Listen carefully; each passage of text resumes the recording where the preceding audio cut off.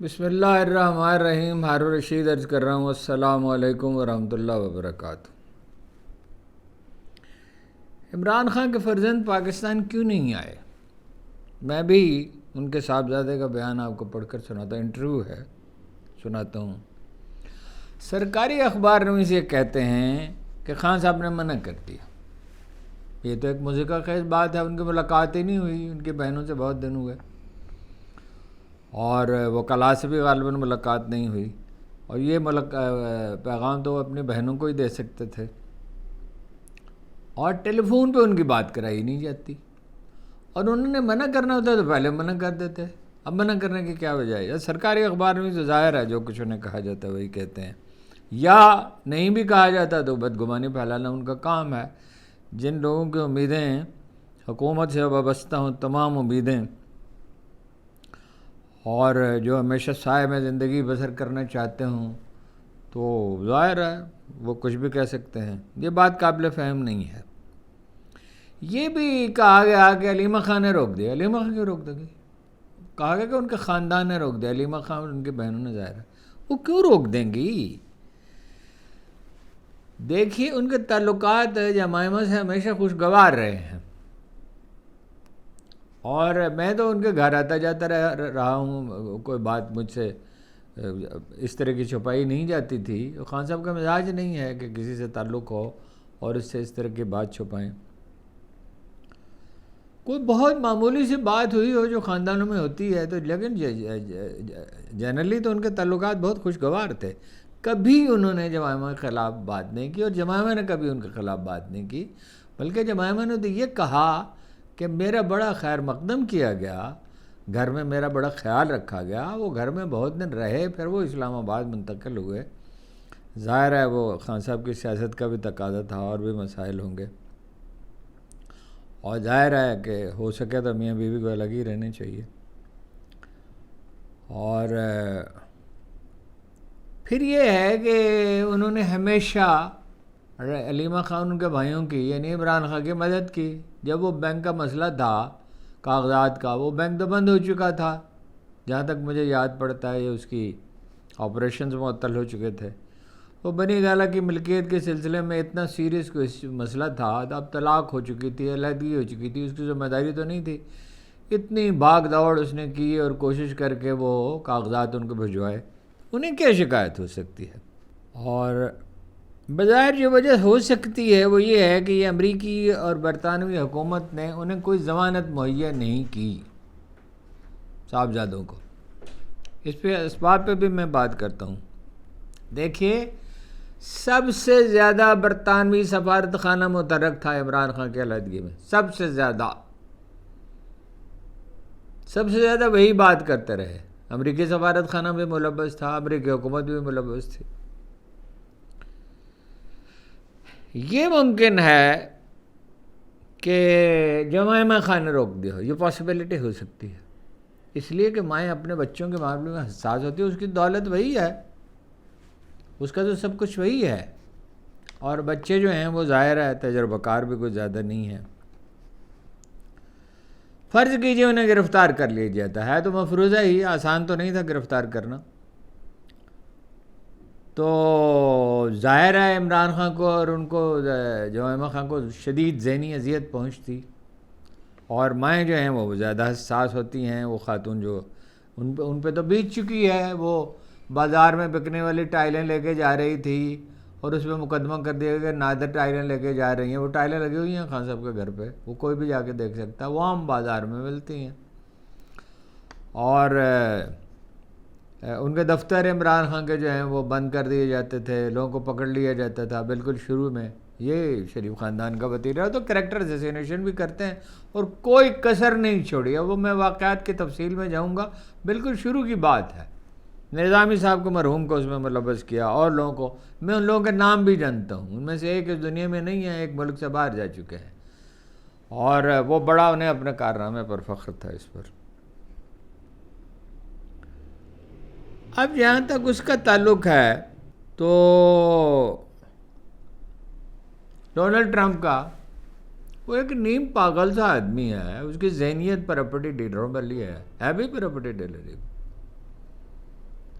اس کا جو خاندانی پس منظر جن لوگوں کا معلوم ہے، مجھے جھجک ہوتی ہے بار بار بتانے میں کہ اس کا باپ کیا تھا اور اس کا دادا کیا تھا. جس آدمی کا حال یہ ہے کہ گرین لینڈ پہ قبضہ کرنا چاہتا ہے، کینیڈا سے کہتا ہے ہماری ریاست بن جاؤ، اپنے یورپی حلیفوں سے کہتا ہے اپنا دفاعی بجٹ بڑھاؤ، اس طرح کی باتیں ٹویٹ پہ کی جاتی ہیں، ایکس پہ کی جاتی ہیں.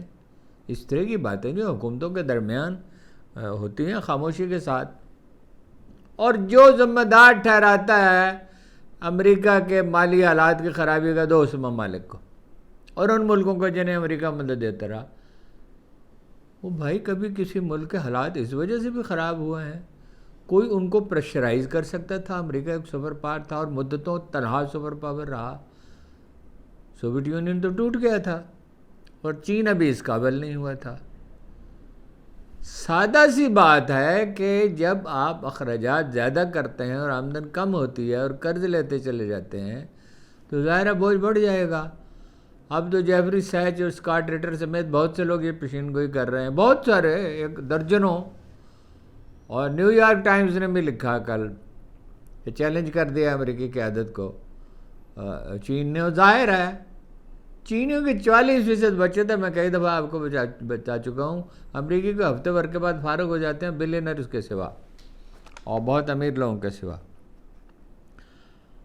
اور وہ اپنا ایک نہایت متعصب آدمی اقتدار میں کیسے آئے؟ جیسے مودی آیا ہے گوروں کے تعصب کو بروئے کار لا کر. ظاہر ہے ملک میں اکثریت جو ہے وہ نیم خواندہ لوگوں کی ہوتی ہے، اگر 100% شرح خواندگی بھی ہو.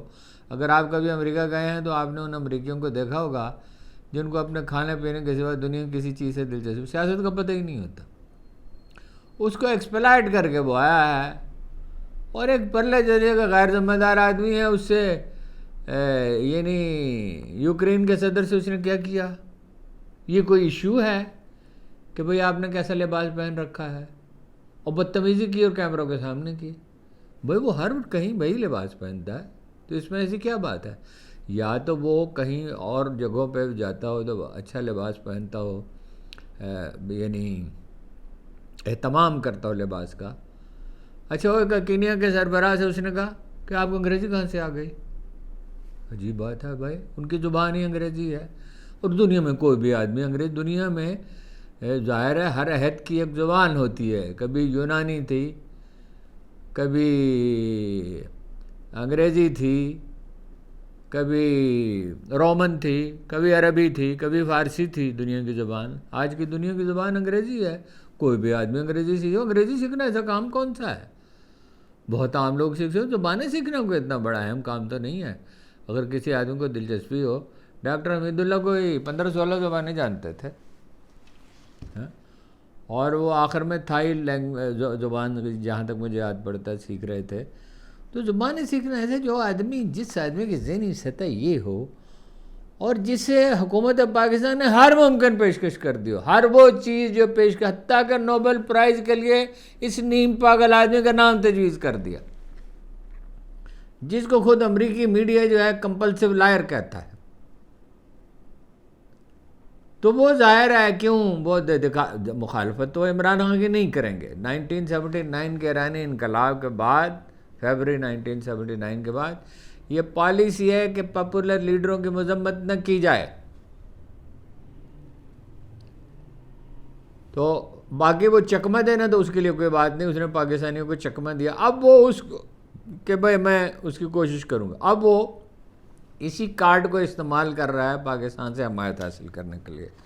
ان کا بیان میں احتیاطاً آپ کو سنا دوں. اس کے بیٹے کا، قاسم خان کا انٹرویو جو ہے، آج 4 مہینے ہو گئے ہماری بات نہیں کرائی جا رہی، یعنی والد سے. 8 مہینے ہو گئے عمران خان کا ذاتی معالج سے چیک اپ نہیں کرایا گیا. خان صاحب کو 200 سے زیادہ مقدمات کا سامنا ہے. ایک کیس سے نکلتے ہیں تو 5 نئے کیس بنا دیے جاتے ہیں. میں نہ سیاستدان ہوں اور نہ ہی سیاستدان بننا چاہتا ہوں.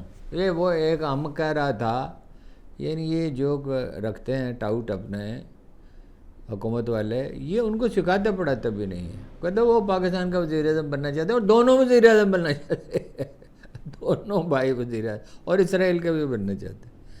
نہ میں سیاستدان ہوں نہ ہی سیاستدان بننا چاہتا ہوں. 2.5 سال ہو گئے میں نے اپنے والد کو نہیں دیکھا.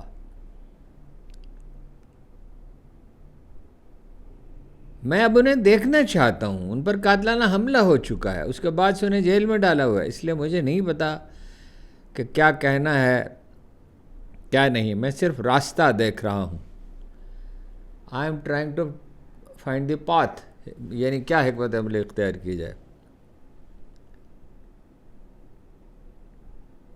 کہ خان صاحب کو اس مشکل سے کیسے نکالا جائے.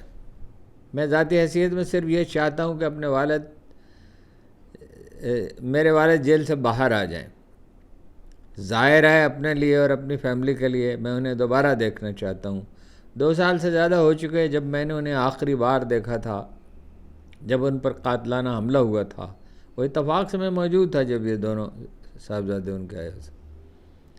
اس کے بعد انہیں جیل میں ڈال دیا گیا, جو کہ بالکل بھی صاف ستھری یا محفوظ جگہ نہیں. میرے خیال میں یہ دنیا کی کسی بھی حصے میں ناقابل سکول ہے, ناقابل قبول ہے. ناقابل سلوک لکھا گیا, ناقابل قبول ہے. سوال ان سے پوچھا گیا, یہ واقعی بڑی پیش رفت ہے, پاکستان میں عدالتوں پر کس کا کنٹرول ہے؟ تو قاسم خان نے کہا اس وقت آرمی چیف جو بہت طاقتور ہیں عملاً کنٹرول سنبھالے ہیں. ان کی مدت ملازمت اس سال ختم ہونی ہے, لیکن لگتا ہے کہ اسے مزید 2 سال یا شاید غیر معینہ مدت تک بڑھا سکتے ہیں. وہاں کا نظام کسی حد تک آمریت جیسا ہے لگ رہا ہے. ہمیں معلوم نہیں کہ ان کا اقتدار کب ختم ہوگا, اور ہمیں لگتا ہے کہ وہی میرے والد کو جیل میں رکھے ہوئے ہیں. صورتحال یہ ہے جناب کہ پے در پے پاکستانی لیڈر واشنگٹن کے در دولت پہ حاضری دے رہے ہیں. وزیر خزانہ دوسری بار امریکہ تشریف لے گئے ہیں, اور وزیر داخلہ محسن نقوی بھی. اور دارالحکومت افواہوں سے گونج رہا ہے کہ ملک میں ٹیکنوکریٹس کی حکومت قائم ہونے والی ہے. یہ بھی کہا جا رہا ہے کہ حفیظ پاشا امیدوار ہیں, وزیر خزانہ امیدوار ہیں, اور محسن نقوی. میں کہہ رہا ہوں افواہیں پھیلی ہوئی ہیں, یہ نہیں میں کہہ رہا کہ حکومت قائم ہو رہی ہے. میرے خیال میں تو افواہ ہے. ٹیکنوکریٹس کی حکومت جس کی کوئی جڑ بنیاد ہی نہیں ہے, وہ کوئی کارنامہ انجام دے. ان پارٹیوں کے تو کچھ ووٹ تھے, بہت تھوڑے تھے, بہت ہی تھوڑے. مطلب یہ ان کے پاس زیادہ زیادہ سیٹیں ہوتی تو 1/3 ہو سکتی تھی, لیکن یہ کچھ نہیں کر سکے. ان کا سیاسی تجربہ, ٹیکنوکریٹس کیا کریں گے؟ بنگلہ دیش میں یہ تجربہ ناکام ہو چکا ہے. فرض کیجئے ایسا ہوتا ہے, اس لیے کہ ان سے اکتائے ہوئے تو یہ بہت ہیں ان کی حرکتوں سے. لیکن یہ ہے کہ ٹیکنوکریٹس کی حکومت تو اس سے بھی بدتر ہوگی. لیکن فرض کیجئے ایسا ہوتا ہے تو میرا نہیں خیال کہ محسن نقوی اس کے سربراہ ہوں. عالی جناب کے بصیرت کا یہ عالم ہے, یہ فرما دیا کہ بلوچستان ایک ایسا چکے مار ہے جس آدمی کی سیاسی سوجھ بوجھ کا یہ عالم ہو. کرکٹ کو اتنی بے دردی سے برباد کیا کہ افغانستان سے ہار گئی ہماری ٹیم, حالانکہ ہماری ٹیم بری نہیں ہے, اس سے ہار گئی. ایک آدمی ایک وقت میں کتنے کام کر سکتا ہے. اور کرکٹ کے یہ جو گراؤنڈ میں جو عمارتیں تھیں اچھی بھلی تھیں, ان کو گرا کے دوبارہ بنایا, اور ایسا خوبصورت بنایا, ایسا کمال بنایا کہ چھتیں ٹپکتی ہیں. تو ایسا آدمی کیا ہے جس کا حال یہ ہے کہ قبرستان میں جائے تو قالین بچھایا جاتا ہے؟ کبھی سنا تھا آپ نے کسی کے لیے کارروائی؟ آپ پاکستان کو تو چھوڑ دیجئے, جو بڑے بڑے عالی قدر شہنشاہ تھے, وہ کون سے بزرگ تھے, ان کے مقبرے پہ نرینہ اولاد کی دعا کرنے کے لیے اکبر پیدل گیا تھا. قبرستانوں میں بھی کوئی جاتا ہے قالین بچھا کے. تو حکومت ناخوش ضرور ہے, زرداری صاحب سے بھی ناخوش ہے. نہروں کا مان گئے, بعد میں اشارہ کر دیا اپنے لوگوں کو, اور لات و لال کرنے لگے. اور ان سے بھی, شہباز شریف سے بھی. آپ دیکھیے یہ چینی کا کیا تماشا ہے جی, یہ نہیں خود ہی بھیج دی اور اعلان کر دیا 1-2 روپے بھی قیمت نہیں بڑھے گی. ویسے تو 1-2-3 روپے اگر قیمت بڑھ جاتی اور ملک کو کچھ زر مبادلہ مل جاتا تو کوئی لوگ اس کا برا نہ مناتے. 60 روپے تک قیمت بڑھی, 60 روپے تک. اندازہ یہ ہے کہ 200 ارب روپے بنائے کم از کم, بعض لوگ تو کہتے ہیں 300 ارب روپے بنائے. تو پھر شوگر فیکٹری ہیں کس کی؟ عام لوگوں کے، عام صنعت کاروں کے بھی ہیں، کچھ شریف خاندان کے ہیں، زرداری خاندان کے ہیں، جہانگیر ترین کے ہیں، تو فائدہ کس کو پہنچا؟ اب درآمد کر رہے ہیں، اور درآمد اس وقت کر رہے ہیں، یہ نہیں کہ جولائی میں کر لیتے، اگست میں کر لیتے، اس وقت کریں گے نومبر میں جب گنے کی فصل تیار ہوگی۔ اب جب گنے کی فصل تیار ہوگی تو شوگر ملوں کے مالکان کیا کریں گے؟ یہ سادہ سی بات ہے، انہیں کیا پڑی ہے گنا پیلنا شروع کریں؟ کیا ضرورت پڑی ہے انہیں؟ بھائی گنا کھڑا رہے گا کھیتوں میں، اس کی نمی کم ہوتی جائے گی، اس کا وزن کم ہوتا جائے گا، اس کی مٹھاس تو اتنی رہے گی، تو 50 کلو کی 40 کلو رہ جائیں گے۔ تولنے میں ویسے ہی گڑبڑ کرتے ہیں بعض شوگر ملوں، سب تو نہیں کرتے، ظاہر ہے اللہ کے بندے بھی ہوتے ہیں۔ تو کاشتکار اس گندم میں برباد ہو گئے بالکل۔ لاہور ہائی کورٹ کا کہنا ہے کہ 2800 روپے منیمم لاگت آتی ہے اور 2200 روپے پہ بیچ رہے ہیں، 600 روپے نقصان میں۔ اب گندم جو ہے وہ کم کاشت ہوئی ہے، اگلے سال اس سے کم کاشت ہوگی، لوگ جو ہیں وہ سرسوں وغیرہ کاشت کریں گے، اور چیزیں آ رہی ہیں وہ کاشت کریں گے، گندم آپ منگوائیں گے۔ چاول کی فصل بھی کم ہوئی ہے، میں تو روک دیا تھا، ہماری تھوڑی سی زمین ہے کہ کیا فائدہ اتنی کھکھیڑ اٹھائیں، اور ایک چیز جو ہے ایک مصیبت ہے، پیسٹی سائیڈز خریدنا ملاوٹ والی ہوتی ہیں، کھاد خریدنا ایک مصیبت ہے، پھر بوریاں نہیں ملتی ہیں جب گندم بیچنی ہوتی ہے یا چاول بیچنے ہوتے ہیں، تو رہنے دیں وہ تو، لیکن پھر اصرار کیا بچوں نے کہ نہیں اس میں شاید کچھ فائدہ ہو جائے، تو زراعت کو تو برباد کر دیا۔ صنعت کی کیا حال ہے؟ 1.5% کم پیداوار ہوئی ہے، عمران خان کے زمانے میں 11% پہ تھی۔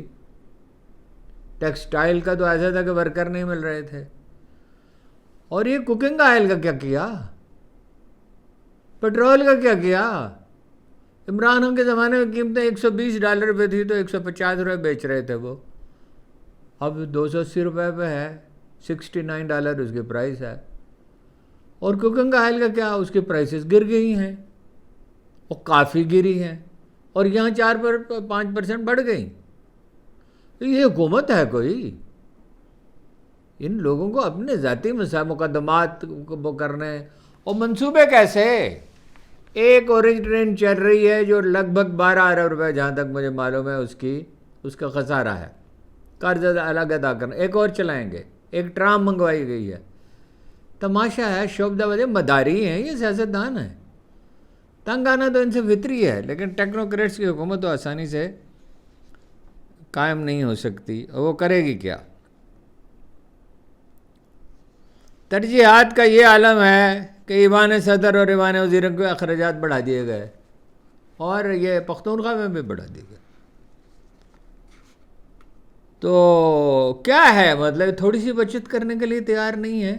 میں ایک دفعہ ایک وزیر اعظم صاحب سے ملنے کے لیے گیا، ایک ٹرے تھی، میں نے اتنی بڑی ٹرے نہیں دیکھی، شام 6 بجے کا وقت تھا،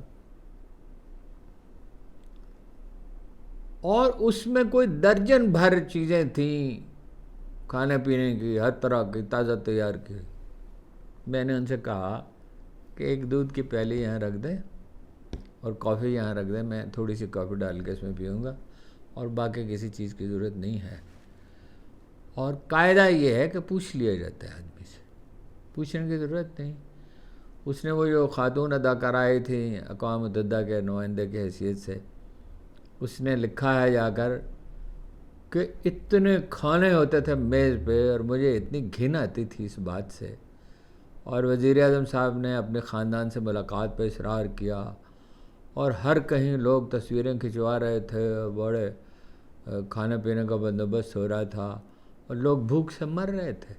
یہ ہے ہمارا حکمران طبقہ، اس سے تنگ آنا تو فطری ہے، لیکن حل یہ تو نہیں ہے۔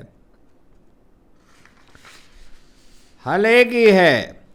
عدالت کو آپ نے دیکھ لیا کیا حال ہے، پولیس کو دیکھ لیا، اور حسن اقبال صاحب فرماتے ہیں کہ سیاسی استحکام سے معاشی ترقی ہوتی ہے، یہ سیاسی استحکام پیدا کیا جا رہا ہے۔ رانا ثناءاللہ اور خواجہ اصف آئے دن غیر ذمہ دارانہ بیانات داغتے ہیں، ظاہر ہے انہیں اپنی پالیٹکس کو برقرار رکھنا ہے، لیکن بھائی آپ جیت کر نہیں آئے ہیں، آپ کے لیے ایک ہی راستہ ہے جو حکم آپ کو دیا جائے اس کی تعمیل کریں، نتیجہ اس کا بھی نہیں نکلے گا۔ ادھر آپ دیکھیے تحریک انصاف کا کیا عالم ہے۔ مجھے آج پتہ چلا، بڑا صدمہ ہوا۔ خدیجہ شاہ خاتون ہے، آپ جانتے ہی ہیں، ایک سابق چیف آف آرمی اسٹاف کے نواسی ہیں، ایک سابق وزیر خزانہ کی صاحبزادی ہیں، خود اپنا ان کا بڑا کاروبار ہے۔ وہ جاتی ہیں کچی آبادیوں میں، وہ جاتی ہیں جو کارکن ہیں پی ٹی آئی کے، اور تو کوئی پوچھتا نہیں، بہت کم لوگ پوچھتے ہیں، یہ اس پارٹی کا کلچر ہے۔ وہ جاتی ہیں، ان کی مدد کرتی ہیں۔ گنڈا پور اینڈ کمپنی جو ہے، انہوں نے اس کی مذمت شروع کر دی، پختونخوا میں گئی۔ بھائی تمہیں کیا تکلیف ہے؟ وہ کوئی پارٹی کے عہدیدار نہیں ہے، کسی چیز کی طالب نہیں ہے، اور اگر ہوں بھی تو ٹکٹ لینے کا یہ طریقہ نہیں ہوتا کہ کارکن ہو۔ ٹکٹ لینے کا ایک ہی طریقہ ہے کہ آپ میڈیا میں اجاگر ہوں، لیڈر سے ملیں، بارسوخ لوگوں سے رابطہ رکھیں۔ حیرت ہے۔ اور کہا گیا کہ ان کو باہر سے پیسہ آتا ہے۔ باہر سے پیسہ تو آئے گا جب وہ چرچا ہوگا کہ وہ انہوں نے کی ہے، انہوں نے کوئی ایسی کوئی تشہیر بھی نہیں کی، تو سمندر پار پاکستانی پیسے نہیں بھیجیں گے جو ان کو جانتے ہوں گے، جنہیں علم ہوگا کہ نیک دلی سے کر رہی ہیں، اپنا سرمایہ خرچ کر رہی ہیں۔ تو اس پہ اعتراض کی کیا بات ہے؟ چودراہٹ کی کشمکش ہے۔ یعنی آپ اندازہ لگائیے، اگر کوئی کوشش کر رہا ہے پنجاب میں تو عالیہ حمزہ کر رہی ہیں، گھر گھر جاتی ہیں، خواتین ورکرز کو بھیجتی ہیں، کارکنوں کو بھیجتی ہیں، ان کا میڈیا سیل بھی جو ہے وہ موٹیویٹ کیے رکھتا ہے، آئے دن کسی ضلع کی یعنی عہدیداروں سے کرتی ہیں، ان پہ بھی تنقید ہوتی ہے۔ ایک صاحب نے مجھ سے کہا، حالانکہ وہ بڑے بھلے آدمی، مجھے حیرت ہوئی کہ ایک ہی خاتون کو جو ہے پورے صوبے کی قیادت سونپ دی۔ او بھائی پارٹی میں بات کریں نا، نان کوآپریشن کس لیے کر رہے ہیں؟ لیڈر آپ کا جیل میں پڑا ہوا ہے، ہزاروں کارکن آپ کے جیل میں پڑے ہیں، ان کی خبر گیری آپ کرتے نہیں ہیں، اور اس کو سبوٹاج کرنے کی کوشش کر رہے ہیں۔ ایک راستہ ہے، صرف ایک، میں اس کو دہراتا رہوں گا۔ اسٹیبلشمنٹ کے ساتھ مذاکرات ہوں۔ اسٹیبلشمنٹ ایک ریئلٹی ہے، اور آپ کے لیڈر آپ کا جیل میں ہے، ہزاروں کارکن جیل میں ہیں، ان کی دیکھ بھال کا کوئی بندوبست نہیں، ان کے گھر والوں کے پاس کھانا ہے یا نہیں ہے، پینے کے لیے پانی تک نہیں ہے۔ پانی بھائی آج کل ٹوٹی کا نہیں پیا جاتا، کم از کم فلٹر لگانا پڑتا ہے، اور خاندان اذیت میں ہے، اس کا تو آپ کچھ کرتے نہیں ہیں۔ اور ایک ریئلٹی ہے، آپ دیکھیے الیکشن میں ایسی دھاندلی ہوئی کہ بر صغیر کی تاریخ میں تو کم از کم اس کی کوئی مثال نہیں ملتی۔ کمپین چلانے نہیں دی، کاغذات چھین لیے، جیتے ہوئے امیدواروں کو ہرا دیا گیا، لوگوں کے گھروں میں پولیس داخل ہو گیا تک علامہ اقبال کے بہو کے گھر میں داخل ہو گئے، اور بیل نہیں دیتے، وہ دیوار پھانگ ٹیررائز کرتے ہیں، چیزیں اٹھا کے لے جاتے ہیں، کیمپ لگانے نہیں دیے، نشان نہیں دیا۔ اور چیف جسٹس کون تھا؟ قاضی فائز عیسیٰ، جس سے زیادہ ناانصاف آدمی ججوں میں تو کم از کم کبھی نہیں دیکھا گیا، اب روتا پھرتا ہے۔ آپ کے پاس ہزاروں دلائل ہیں، آپ کے پاس ہزاروں کارکنوں کی کہانیاں ہیں بیان کرنے کے لیے، وہ جو خراب حالات میں رکھے گئے اور جان ہار گئے۔ ڈاکٹر یاسمین راشد جو کینسر کی پیشنٹ ہیں، محمود رشید جو مریض ہیں، اعجاز چودھری جو مریض ہیں، سرفراز چیمہ جو سابق گورنر ہیں جو مریض ہیں، اور بہت سارے لوگ ہیں، ان کی کہانیاں کیوں نہیں چھاپتے آپ یہ جو دلائل ہیں دھاندلی کے، فارم 45 جو ہیں، اس پہ کیوں نہیں لکھتے؟ کام نہیں کرنا، گالی دینی ہے، تانا دینا ہے۔ جب آپ چیف آف آرمی اسٹاف کو اس حالت میں دکھائیں گے کہ اس کے تصویر اس کی دکھائیں گے گلے میں جوتیوں کا ہار پہنا ہوا، تو مذاکرات کے لیے آپ راہ ہموار کر رہے ہیں۔ قائد اعظم نے مذاکرات نہیں کیے تھے، انگریزوں کا کیا حق تھا حکومت کرنے کا؟ نہرو نے نہیں کیے تھے، گاندھی نے نہیں کیے تھے، تک کہ محمد علی جوہر جیسے جذباتی آدمی نے کیے۔ علامہ اقبال گئے، جو سفر سے ویسے ہی گریز کرتے تھے، مجبوری کے سوا سفر ہی نہیں کرتے تھے۔ تو مذاکرات تو ہونے ہیں، اب مذاکرات میں یہ ٹھیک ہے کہ اس کا رویہ اسٹیبلشمنٹ کا صفاقی کا ہے، حکومت کا بہت ظلم کا رویہ ہے، اس میں شبہ نہیں ہے، تو انگریزوں کو کوئی اچھا تھا، دو ہزار بلین ڈالر یہاں سے لوٹ کے لے گئے، بر صغیر میں صنعت انقلاب آنے نہیں دیا، ریلوے لائن بچھائی تو اپنے مقاصد کے لیے، وہ تو اس کی ساری تفصیلات تو موجود ہیں۔ پنجاب کی کراچی کی پورٹ تو بنا ہی اس لیے تھے، پنجاب کے گندم اور جو ہے بعد میں تو سندھ میں بھی ہونے لگی کافی، اور کپاس لندن پہنچانے کے لیے بنگال کی جو انڈسٹری جو صدیوں سے چلی آتی تھی پارچہ بافے کی، یہ کپڑے کی، اس کو برباد کیا۔ ان سے مذاکرات کیے نا جی، غیر ملکی حکمرانوں سے، تو مذاکرات کے سوا کوئی چارہ نہیں ہے، اور اس کے لیے بڑے تحمل کی ضرورت ہوتی ہے، بڑی حکمت کی ضرورت ہوتی ہے۔ گالیوں سے اس کا راستہ ہموار نہیں ہو سکتا، گالیاں دینے میں کوئی دانائی نہیں۔ موقف آپ کا صحیح ہے۔ اب یہ تازہ جماعت اسلامی والا واقعہ دے دی جی، انہوں نے 5 اگست کو کال دے دی اس پہ، فلسطین پہ اور غالباً مہنگائی پہ۔ میرے خیال میں انہیں نہیں دینی چاہیے تھی، لیکن جواب میں پی ٹی آئی کے بعد ہم نے جو حرکت کی اس سے میں دنگ رہ، گندی گالیاں، منافق ہیں، فلاں ہیں، یعنی آپ انہیں اکسا رہے ہیں کہ ہمارے خلاف کام کرو، ہمیں نقصان پہنچاؤ۔ یہ کیا کلچر ہے جی؟ اور اس سے آپ کی پارٹی کو کیا فائدہ پہنچتا ہے؟ اور لیڈروں کو توفیق نہیں ہے کہ منع کریں، ڈس اون کریں ایسے لوگوں کو۔ ایک خاتون ہے، وہ اتنی گندی گالیاں دیتی ہیں کہ آپ کسی مرد کی زبان سے بھی سنیں تو حیرت زدہ رہ جائیں۔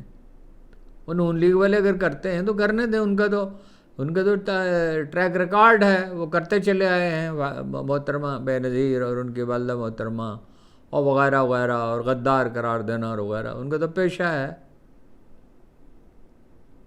تو آپ یہ لوگوں کی ہمدردی حاصل کرنا چاہتے ہیں، ریاست مدینہ کی آپ بات کرتے ہیں، ریاست مدینہ کی۔ اب میں اس کی تفصیل میں جاؤں گا کہ ان لوگوں کا اخلاق کیا تھا، تو وہ تو بات بڑی لمبی ہو جائے گی۔ ہزار آپ کے پاس دلائل ہیں، ہزار کہانیاں ہیں کہنے کے لیے، کتنے زخم لگے ہیں، کتنے لوگ مارے گئے ہیں، کتنے لوگ شہید ہوئے ہیں، کتنے زخمی ہیں، کتنے گھروں میں افلاس ننگا ناچ رہا ہے، کتنی مائیں دکھی ہیں، کتنی بیوائیں ہیں، کتنے یتیم بچے ہیں۔ ان کی کہانی کیوں نہیں آپ بیان کرتے؟ اس لیے کہ اس کے لیے ریاضت کرنی پڑتی ہے، گالی دینے کے لیے تو کوئی ریاضت نہیں کرنی پڑتی۔ جب حالات زیادہ خراب ہوتے ہیں، زیادہ تحمل اور بردباری کی ضرورت ہوتی ہے حضور۔ تو جب حقیقی واقعات کی بجائے اب افواہوں پہ بات کریں گے، ایک آدمی آتا ہے میں آپ کو بتاتا ہوں کیا ہو رہا ہے، اس کو اخبار نویسی کی ابجد کا پتہ نہیں، اس کو یہ پتہ نہیں میسج کنسٹرکشن ہوتی کیسے ہے۔ ایک تو نا اخبار نویس جو کرتے ہیں اس پہ آپ کی ان کی رائے سے اختلاف ہو سکتا ہے، لیکن یہ تو کوئی ڈھنا کہ محیط پیر زیادہ کریں گے تو ظاہر ہے سوچ سمجھ کے کریں گے، آپ ان کی رائے سے اتفاق کریں یا اختلاف کریں، جی۔ لیکن یہ یا عمران ریاض کریں گے یا اپنا صدیق جان کریں گے، اور دوسرے بہت سے اخبار نویس ہیں، اب سب کا نام تو نہیں فوری طور پہ ذہن میں آتا۔ گالی سے کوئی فائدہ نہیں ہوگا، یہ بات یاد رکھیے، آپ اپنا سفر کھوٹا کریں گے۔ حکمت ہے اصل چیز، فرمایا جسے حکمت عطا کی گئی اسے خیر کثیر عطا کیا گیا۔ ٹھنڈے دل سے سوچنا پڑتا ہے، ایک کیتھارسس نہیں ہے، پالیٹکس ایک آرٹ ہے، اور لیڈر ایسے چنے ہیں اللہ کے فضل و کرم سے، اب میں کیا کہوں ان کے بارے میں۔ دیکھیے جناب، صورتحال یہ ہے کہ قبائلی علاقے میں آپریشن ہو رہا ہے، اور پختونخوا کے صدر جنید اکبر کہتے ہیں کہ آئینی طور پر اختیار ہے صوبائی حکومت کو کہ اسے روک دے، اور اگر وہ نہیں روکے گی تو ہم اس کے خلاف اپنی صوبائی حکومت کے خلاف احتجاج کریں گے۔ یہ ہے صورتحال جناب۔ اچھا جناب، فرانس کے بعد برطانیہ کے بارے میں بھی کہا جا رہا ہے کہ وہ فلسطینی ریاست کو تسلیم کرنے پہ غور کر رہا ہے۔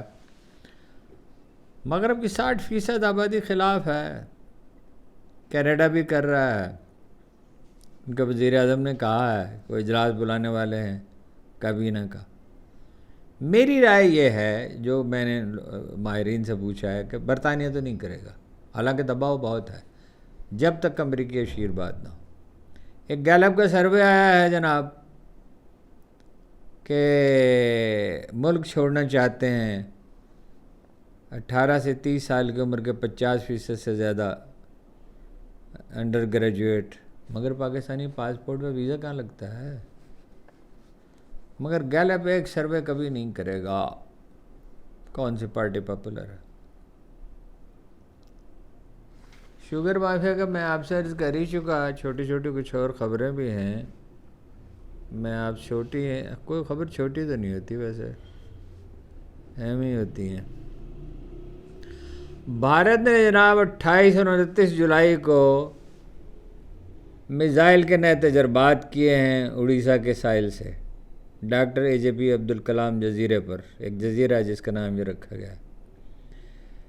یہ ہتھیاروں کی دوڑ اور یہ اس لیے کی جا رہی ہے کہ وہ کشیدگی باقی رکھنا چاہتے ہیں۔ پاکستان نے ہدف 9 میزائل اور نصر میزائل جو ہیں وہ اس کے پاس موجود ہیں، کوئی خطرہ نہیں ہے میرے خیال میں، اور گزارش یہ ہے انڈیا بآسانی سے حملہ نہیں کرے گا۔ اب یہ بات ان کی سمجھ میں آ گئی، یہ 2 فرنٹ وار ہے، 2 فرنٹ وار ہے، اور آئی ٹی میں اور آرٹیفیشل انٹیلیجنس میں پاکستانی ان سے آگے۔ آپ کو علم میں ہوگا، آپ کو یاد ہونا چاہیے، 70% علاقوں کی بجلی بند کر دی تھی پاکستان نے۔ پاکستان نے بہت پہلے اس کا اندازہ کر لیا تھا کہ انڈیا حملہ کرنا چاہتا ہے، اور جو حکمت عملی ان پہ بنائی اس کی جب اب ہم تفصیل پڑھتے ہیں، اب اس کی بہت تفصیلات سامنے آ گئی ہیں، تو ہنسی آتی ہے۔ ان کے اپنے لوگ کہتے ہیں حماقت کی کوئی حد ہے کہ پہلے سے پاکستان کو اطلاع دی کہ ہم آپ کو دہشت گردی کے ٹھکانوں پر حملے کریں۔ مظفر آباد میں کون سا دہشت گردی کا ٹھکانہ ہے، اور پتوکی میں کاموگی میں کون سا ہے، اور وہاں کون سا ہے، بہاولپور میں کون سا ہے؟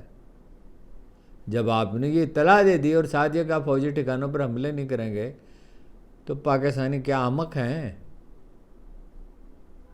پاکستان کی فوج ایک زبردست فوج ہے، وہ تو اعتراض صرف اس پہ یہ ہوتا ہے کہ وہ سیاست میں دخل نہ دے۔ اس سیاچن پہ آپ نے کیا کر لیا؟ وہ تو اتفاق سے آپ اس وقت آ گئے جب پاکستانی فوج وہاں موجود نہیں تھی، تو کیا کر لیا؟ خودکشیاں ہوتی ہیں بھارتی فوج میں۔ اور اب راہل گاندھی نے یہ کہا، پارلیمنٹ میں اس کی دھجیاں اڑا کے رکھ دیں نریندر مودی کی، کہ یہ تو آپ جو کچھ کر رہے ہیں اپنے امیج بہتر کرنے کے لیے کر رہے ہیں، اور حال آپ کا یہ ہے کہ طیارے آپ کا گرا دیے، اور دنیا بھر میں کسی ایک ملک نے پاکستان کی مذمت نہیں کی پہلگام کے واقعے پہ۔ پہلگام کے کسی ملزم کو وہ پکڑ نہیں سکے، اور انڈیا میں اب عام طور پہ یہ کہا جا رہا ہے کہ یہ وہاں کے ہی رہنے والے تھے، یعنی آزاد کشمیر کے رہنے والے تھے، اور اب وہ وہاں لوگوں کو قتل کرتے پھر رہے ہیں، ان کی کوئی شناخت نہیں بتا رہے، ایک جیلی سا نام بتا دیا اصلی ہے یہ جیلی ہے، کہا وہ گھنے جنگل میں چھپے ہوئے تھے، ان کے پاس اسلحے کے ڈھیر تھے۔ اسلحے کے ڈھیر کون لے کے جنگل میں رکھتا ہے؟ اور وہ اگر وہ 3 ہی آدمی تھے تو ان کو زخمی کر کے وہ گرفتار کر سکتے تھے۔ میرا نہیں خیال بھارتی حملے کا کوئی خطرہ ہے، اور میرا یہ بھی خیال ہے کہ ایران پر اسرائیلی حملے کا بھی فی الحال کوئی خطرہ نہیں ہے۔ اسرائیلی کوشش بہت کر رہے ہیں، ایرانیوں نے بہت تیاری کر لی ہے۔ خبر میں آپ کو دیتا ہوں، روس بھی تیار ہے اس کے لیے، یعنی انہوں نے اشارہ دیا ہے، اور شمالی کوریا بھی، جنوبی کوریا بھی، ایٹم بم دینے کے لیے، اور ایرانی خود بھی ایٹم بم بنا سکتے ہیں۔ اس لیے میرا خیال ہے حملے کا کوئی خطرہ نہیں ہے۔ یمن ڈٹا ہوا ہے، اور ایرانی جنگجو ہیں، اور یہودی کون ہیں؟ میں نے آپ سے عرض کیا تھا، قرآن کہتا ہے، قرآن کریم میں ارشاد ہے کہ ان میں سے ہر ایک 1000 سال کی عمر چاہتا ہے۔ خود اس نے کہہ دیا ڈونلڈ ٹرمپ نے کہ وہاں پہ غزہ میں جو ہے بھوک ہے اور بالآخر وہاں کچھ مدد تو پہنچی ہے. خیر اسرائیل کا قصہ ایسا ہے کہ اس پہ کسی دن تفصیل سے بات کرنی چاہیے، بات پہلے ہی لمبی ہو گئی. آپ کا بہت بہت شکریہ، بڑی نوازش.